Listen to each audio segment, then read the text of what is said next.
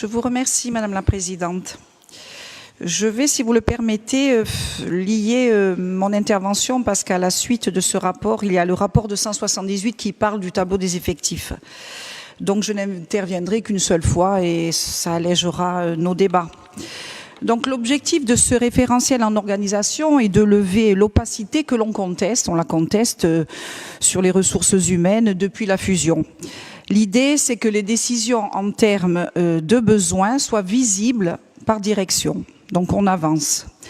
On ne voterait, vous m'arrêtez Président si je me trompe, mais c'est cela, on ne voterait plus qu'une délibération annuelle qui fixerait la trajectoire en termes d'effectifs, au lieu de voter à chaque séance une modification du tableau. Bon, aujourd'hui, on a encore une modification du tableau avec le rapport de 178.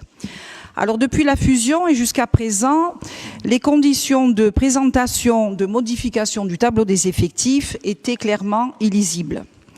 On a le sentiment depuis 7 ans de naviguer à vue. Alors j'ai assisté bien entendu au conseil...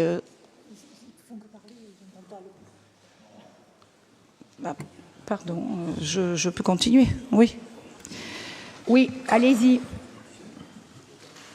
Donc je continue depuis la fusion donc et jusqu'à présent, c'est vrai que ces conditions de présentation, ce que je disais, sont pour nous, mais je pense pour l'ensemble de cet hémicycle, illisibles.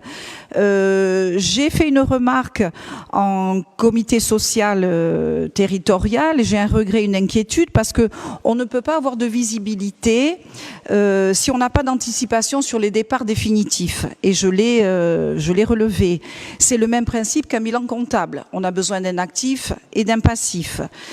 Sans cette information des départs définitifs, on ne peut pas savoir comment évolue la masse salariale globale. L'amendement que nous avions déposé, je le répète souvent, il a été déposé il y a 2 ans, ne permet toujours pas aujourd'hui d'intégrer ce paramètre. Alors j'ai posé la question en CST, on m'a répondu qu'il était difficile d'anticiper les départs à la retraite. Moi, je ne suis pas d'accord car je pense que les départs à la retraite ne se font pas du jour au lendemain. Quand bien même vous n'auriez pas l'information, la pyramide des âges permettrait avec le RSU, on le voit, d'avoir une politique d'anticipation.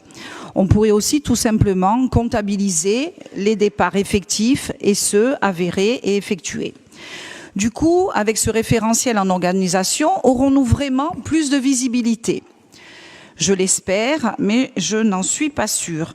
Pour les départs, c'est non, je viens de l'expliquer.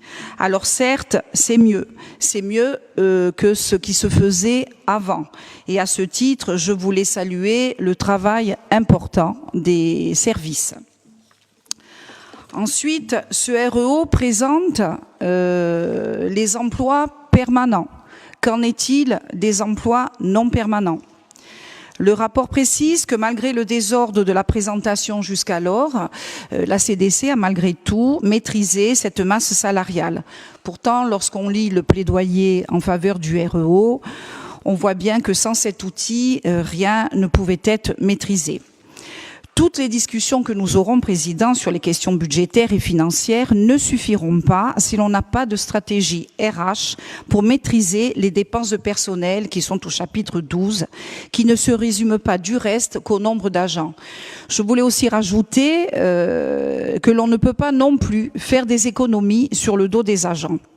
Se pose également la question des arrêts maladie ou encore du compte épargne-temps, mais ça nous le verrons peut-être plus tard puisque ça ne fait pas l'objet de ce rapport d'aujourd'hui.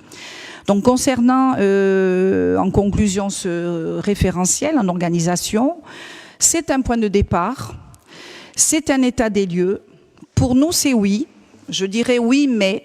parce que nous sommes encore mitigés, nous sommes au milieu du gué, je dirais. Donc c'est à voir à l'usage, Président. Je n'oublie pas qu'en CST, vous m'avez dit que le REO serait semestriellement revu et que des ajustements seront faits. Je n'y manquerai pas, je serai là pour vous le rappeler et je vous remercie.